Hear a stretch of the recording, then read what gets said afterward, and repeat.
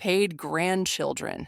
They charged Grandma $500 per hour to see her own grandkids, unaware she was about to become a multimillionaire who would teach them the true price of greed. The invoice trembled in Rosa Martinez's weathered hands as she stood on the doorstep of what used to feel like family. The paper listing prices for something that should never have a cost: love. Visit with grandchildren, $500 per hour. Photo with grandson, $200. Overnight stay, $2,000. Her daughter-in-law, Victoria, had handed it to her with a smile that belonged on a snake, not a mother. Rosa had walked 3 miles in the December cold to see her grandchildren, Tommy and little Sophia, carrying homemade cookies that were still warm in her bag. She'd been saving her Social Security check for weeks just to buy ingredients for their favorite chocolate chip recipe. But apparently, love now came with a price tag. "This is our new family policy," Victoria announced, blocking the doorway with her designer-clad body while Rosa's son Daniel stood behind her, saying nothing, being nothing. "We've calculated the fair market value of your time with the children. You understand, of course. We can't just give away their precious moments for free." Rosa looked past Victoria, catching a glimpse of Tommy's face in the window, his small hand pressed against the glass, his eyes filled with confusion and longing. "Grandma," he mouthed silently, and Rosa's heart shattered into 1,000 pieces right there on that cold doorstep. But how did a loving grandmother end up being charged admission to see her own flesh and blood? What made her son transform from the boy she'd raised with love into a man who stood silently while his wife monetized his mother's tears?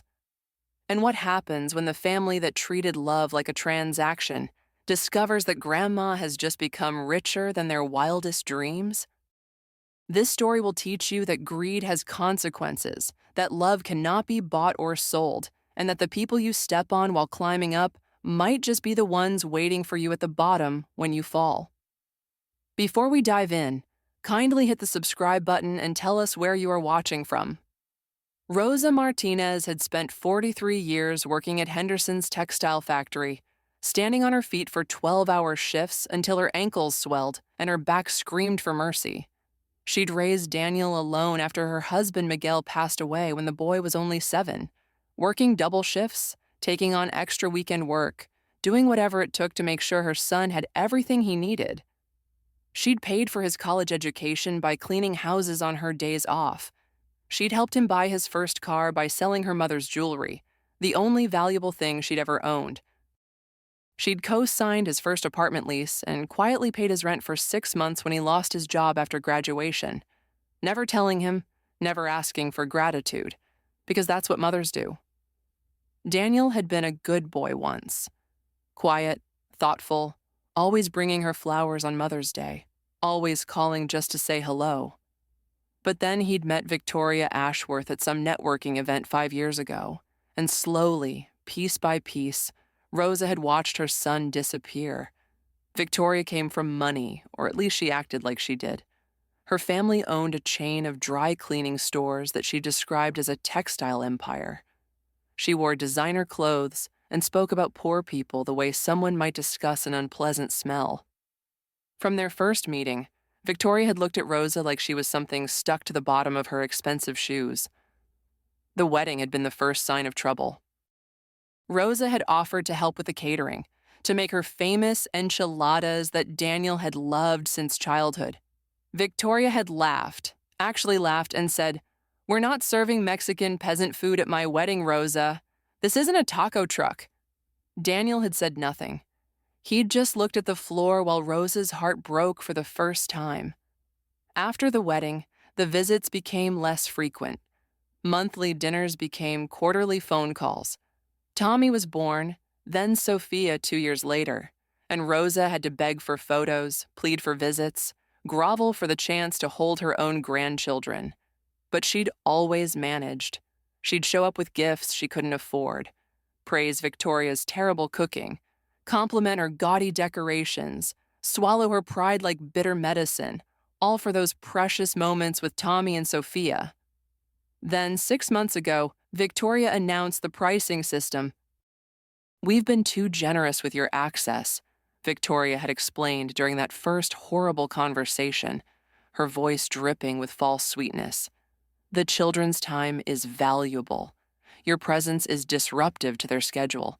If you want to see them, you'll need to compensate us appropriately." Rosa had thought it was a joke. She'd actually laughed, looking at Daniel for confirmation that this was some terrible prank. But Daniel wouldn't meet her eyes. He just stood there, a puppet with Victoria's hand up his back, nodding along to the woman who had turned him into a stranger. $100 per hour seemed impossible at first. Rosa's Social Security check barely covered her rent and medications. But she'd done it. She'd skipped meals. She'd turned off her heat in October. She'd sold her television, her microwave, the winter coat Miguel had bought her 30 years ago. Every penny went into the fund she called Love Account in her mind, money set aside to buy moments with her grandchildren that should have been free. Then Victoria raised the prices to $300, then $500. Each increase came with a new justification, a new explanation of market rates and fair compensation, and the burden of accommodating Rosa's visits. The invoice system started 2 months ago, printed on expensive paper, itemized like a restaurant bill, presented with a smile that made Rosa want to scream. Today's invoice was the worst yet. $500 per hour for a supervised visit, maximum 2 hours. $200 per photograph taken. $50 per cookie consumed by children. $1,000 security deposit, refundable if visit concludes without incident. Rosa stood on that doorstep, December wind cutting through her thin sweater because she'd sold her coat, reading numbers that represented months of hunger and cold and sacrifice. "Okay," Rosa whispered, her voice cracking. "I'll pay." She reached into her purse and pulled out an envelope containing $800, her entire life savings, money she'd been putting away for her own funeral because she didn't want to burden Daniel with the cost. "This should cover 1 hour and a photo," she said, her hands shaking as she held out the envelope. Victoria snatched it away and counted the bills with practiced efficiency. She pulled out 3 20s and handed them back. "Processing fee," she explained. "You get 43 minutes. Rosa stepped inside the house that smelled like expensive candles and felt like a prison. Tommy came running down the stairs, his face lighting up with pure joy. "Grandma, Grandma's here!" He crashed into her legs with the force of a small hurricane, and Rosa dropped to her knees, wrapping her arms around him, breathing in the scent of his hair, memorizing the feeling of his small body against hers. "I missed you so much, mijo," she whispered, tears streaming down her face. "I missed you every single day." Sophia toddled over from the living room, her chubby arms reaching up. "Gamma," she said, the closest she could get to Grandma at 2 years old. "Gamma up."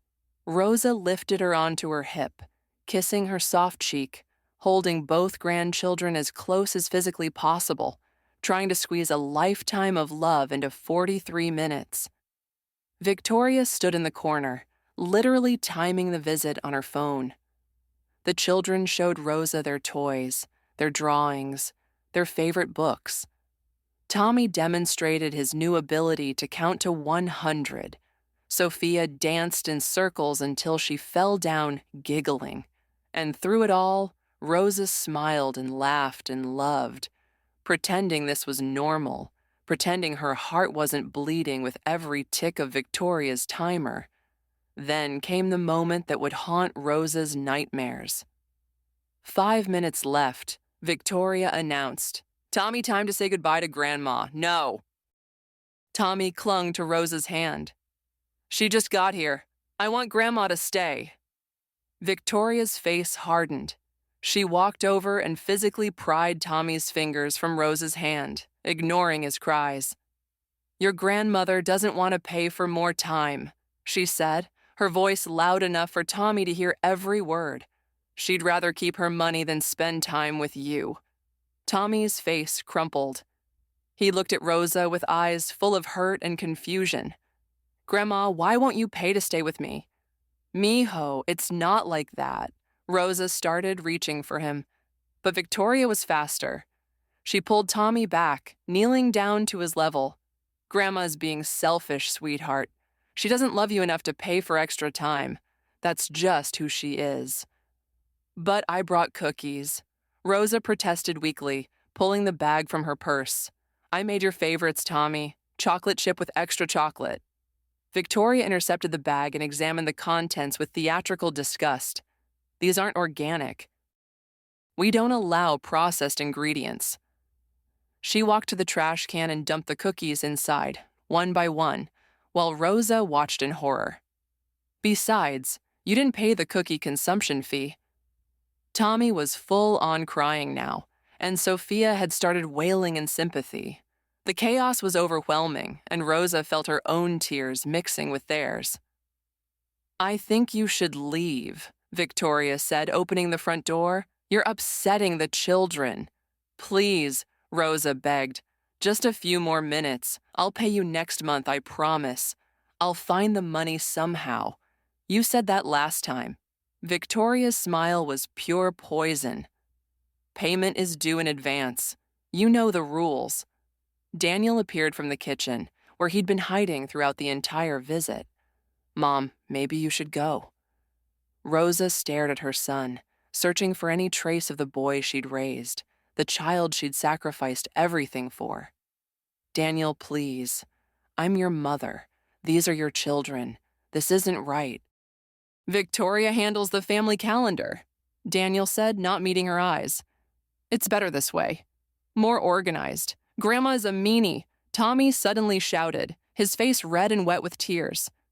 Victoria had been whispering in his ear, and now he was looking at Rosa with something that looked horribly like hatred. You don't love me. You're selfish. The words hit Rosa like physical blows. She stumbled backward, her hand clutching her chest where her heart was shattering into pieces too small to ever reassemble. Tommy, no, mijo. I love you more than anything. Go away, Tommy screamed. I don't want a poor grandma who doesn't want to pay for me. Mommy says you're cheap and mean. Rosa fled. She stumbled down the driveway, barely able to see through her tears, her empty purse banging against her hip, her grandmother's heart destroyed by words a 5-year-old had been coached to say. She walked home in the bitter cold, 3 miles of frozen sidewalks and icy wind, and when she finally reached her small apartment, she collapsed on her bed and cried until she had nothing left. That was the worst day of her life, but everything was about to change. 2 weeks later, Rosa received a letter that would alter the course of her family's history forever. The envelope was thick and official-looking, from a law firm in Austin called Morrison and Associates.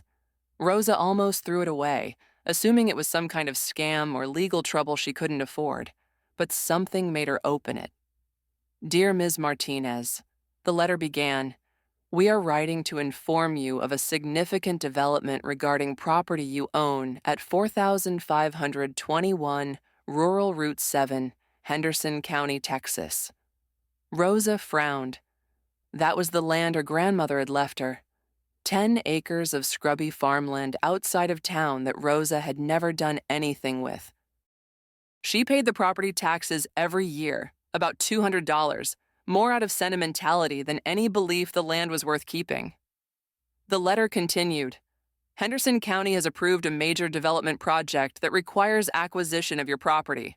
After extensive surveys and negotiations with a development consortium, we are pleased to present you with a formal purchase offer of $4,200,000 for your 10-acre parcel.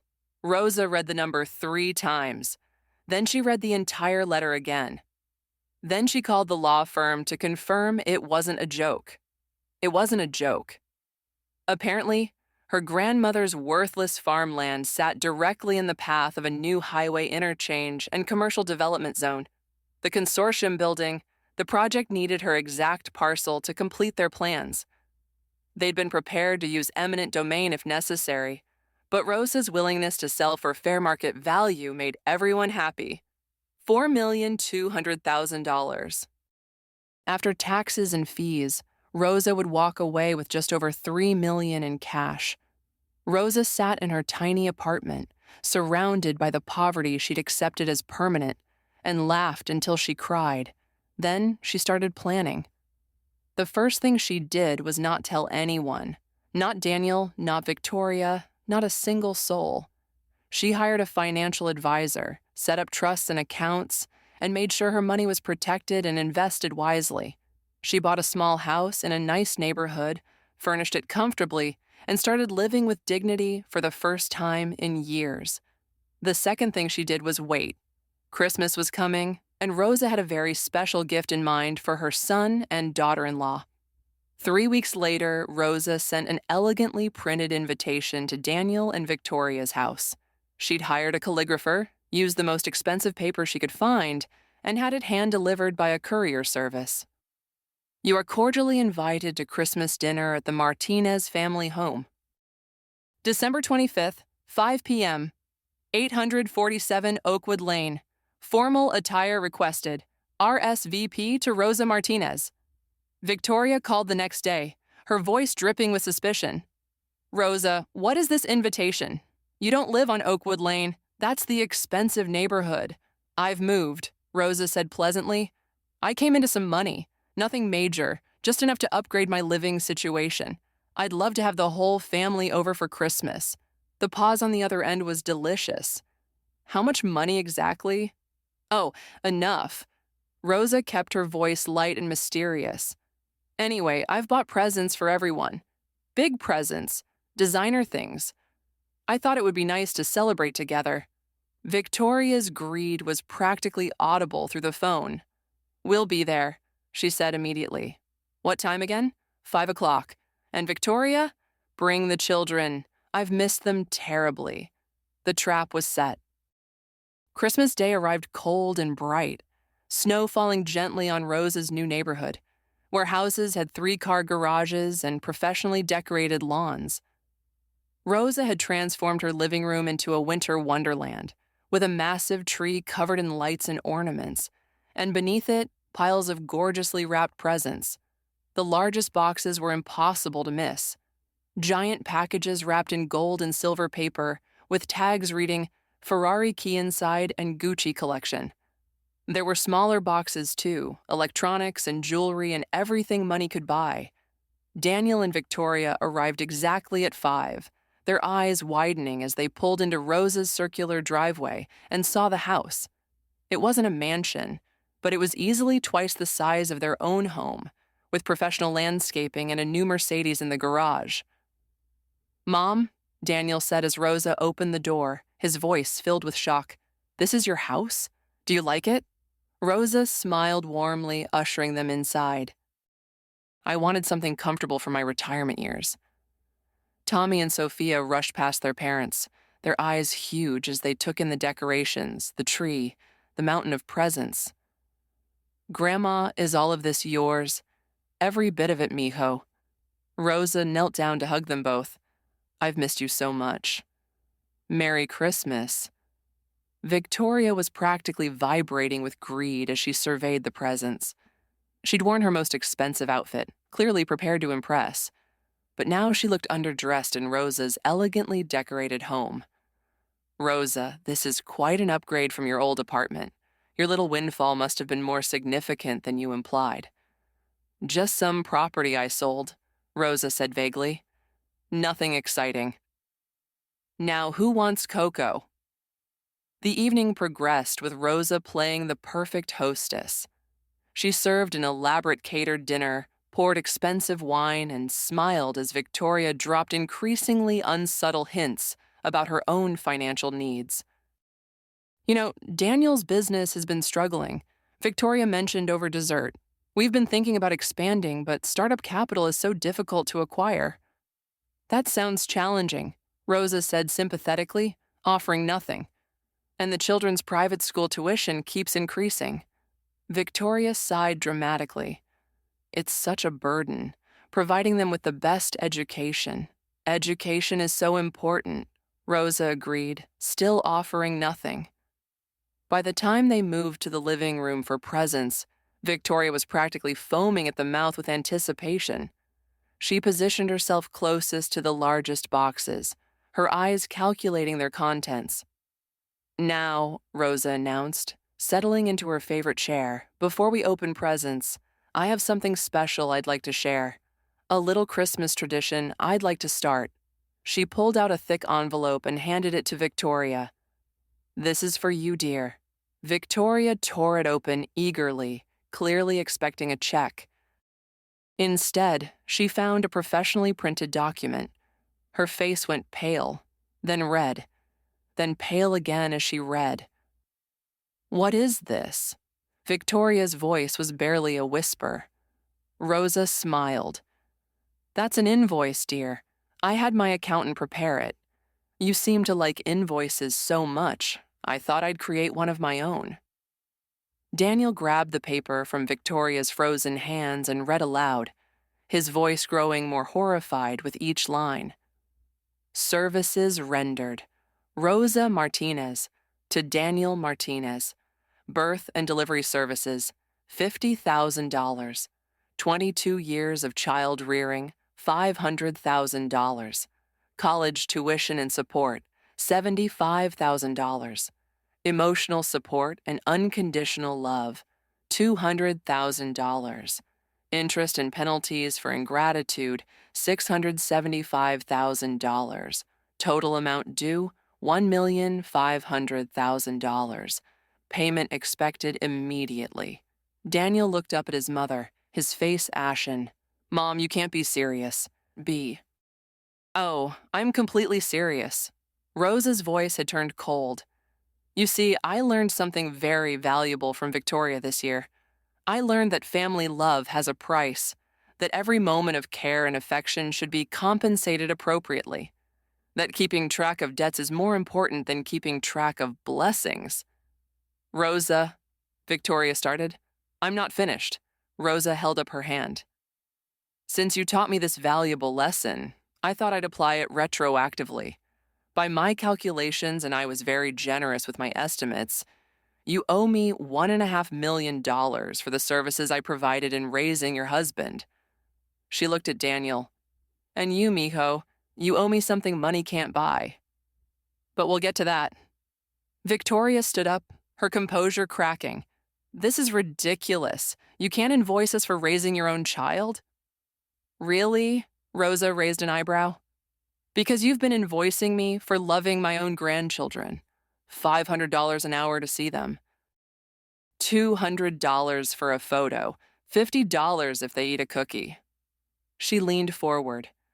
"How is what I'm doing any different? That's not the same thing, isn't it?" Rosa stood and walked to the tree. "You monetized my love. You put a price tag on grandmother's kisses and bedtime stories. You taught my own grandchild to call me selfish because I couldn't afford your fees." She pulled a small box from behind the tree. "Tommy, you told me I didn't love you because I wouldn't pay for more time. Do you remember that?" Tommy looked down, uncomfortable. "Mommy said you were being cheap. Your mommy lied." Rosa's voice was gentle but firm. "Grandma would have given anything to spend more time with you. But Mommy kept raising the prices until Grandma had to choose between seeing you and eating dinner." "That's enough," Victoria snapped. "We're leaving.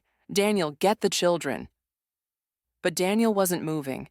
He was staring at the invoice in his hands, his face a mask of dawning horror. "Mom, I didn't know she was charging you that much. I didn't realize." "You didn't ask," Rosa said quietly. "You didn't want to know.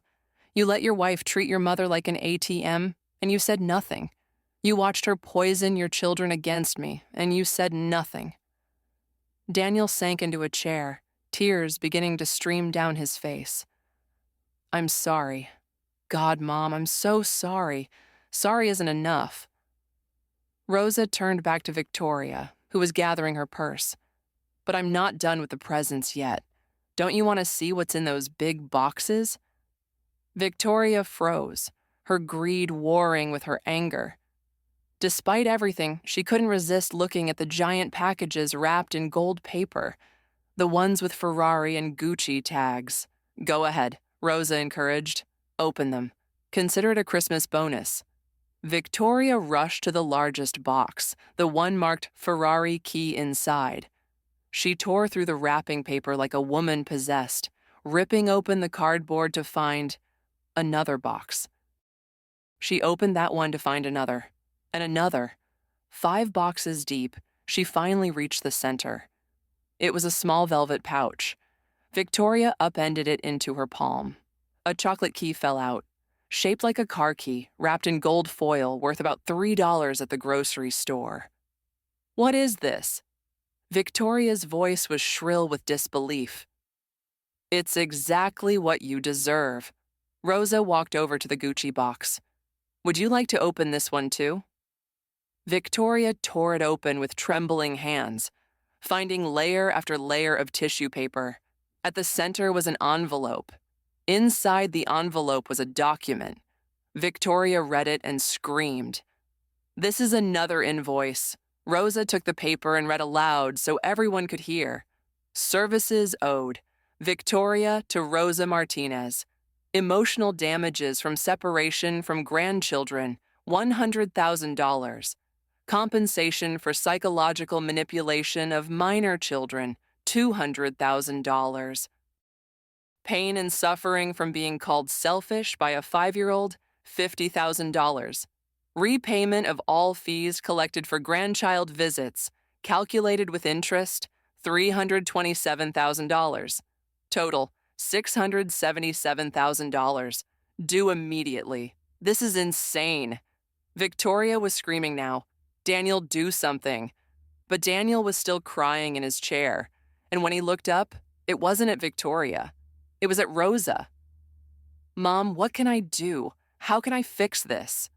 Rosa walked to her son and cupped his face in her hands, looking into eyes that finally showed a glimmer of the boy she remembered.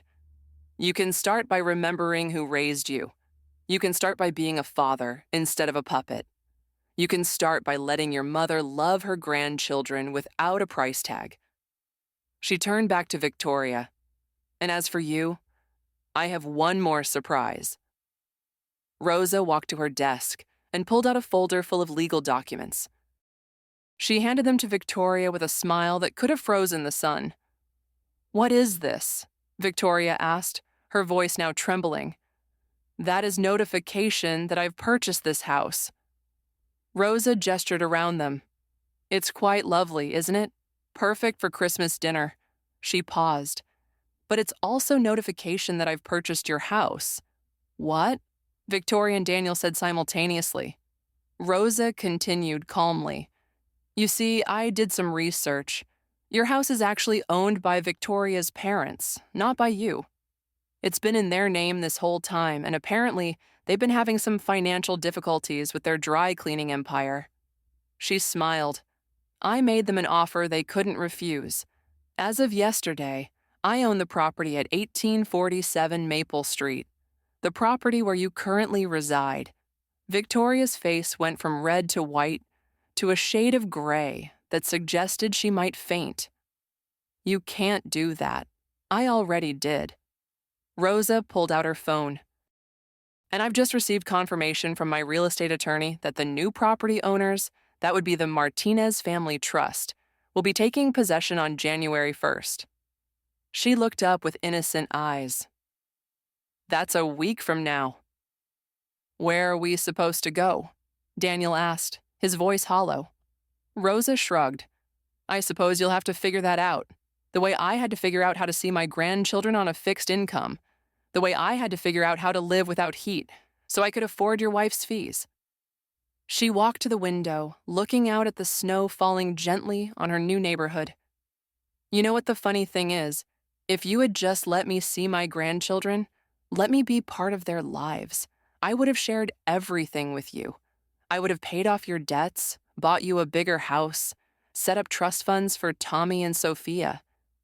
She turned back to face them, and her eyes were bright with tears she refused to let fall. But you treated love like a transaction. You put a price on family.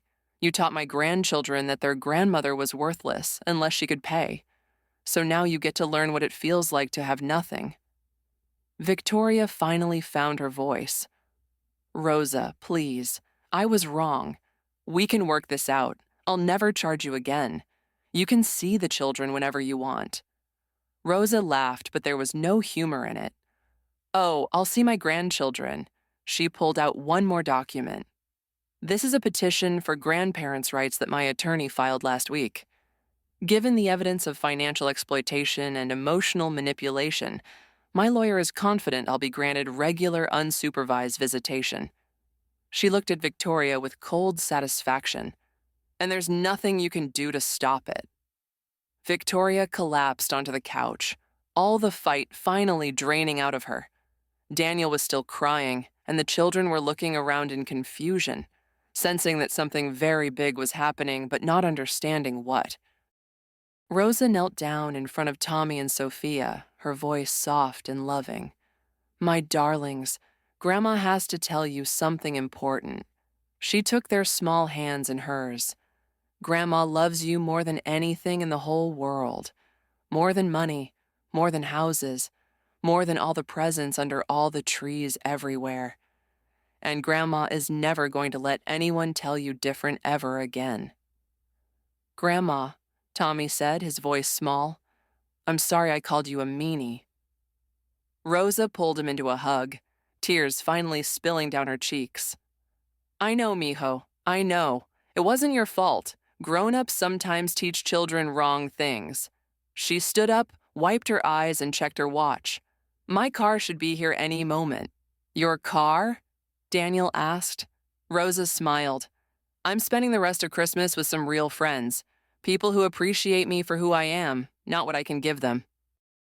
She walked to the door and opened it, revealing a sleek black limousine waiting in the driveway, engine running, driver standing ready. She turned back one last time to look at her son and daughter-in-law, sitting in her beautiful living room, surrounded by joke presents and invoices and the ruins of their greed. "One more thing," Rosa said. "The new owners of your house, the ones taking possession on January 1st, they're a lovely young family. 3 children, including a little boy Tommy's age." She paused. "I've asked them to be moved in by noon, so you'll want to have your things out by then." Victoria started crying now, ugly sobs that showed just how far she'd fallen. "Rosa, please, we'll lose everything." "No." Rosa's voice was firm but not cruel. "You'll lose things. There's a difference. Things can be replaced. But the years you stole from me and my grandchildren, those are gone forever." She stepped out into the cold Christmas air, pausing on the threshold. The same threshold where Victoria had once handed her an invoice for love. "You know what Victoria taught me?" Rosa called back. "That love is priceless." She smiled. "But rent costs money." The limousine door closed behind her, and Rosa Martinez drove away into the snowy Christmas night, leaving her son and daughter-in-law with nothing but each other, their invoices, and the understanding that some prices are too high to pay. As the limo pulled out of the driveway, Rosa looked back one last time at the house full of people who had tried to put a price on her love. Through the window, she could see Victoria sobbing, Daniel with his head in his hands, and her grandchildren watching the limousine with confusion in their eyes. She would see them again. Her lawyers would make sure of that. But this time it would be on her terms, with her rules, in a relationship built on love instead of ledgers. The snow continued to fall as the limousine disappeared around the corner, and Rosa Martinez smiled, finally free. "Where to, ma'am?" the driver asked. "Home," Rosa said, "the real one," because she'd learned the most important lesson of all. You can put a price on visits and photos and cookies. You can charge by the hour for hugs and bedtime stories. You can monetize every moment of family connection until love itself becomes a transaction. But in the end, greed always costs more than it's worth.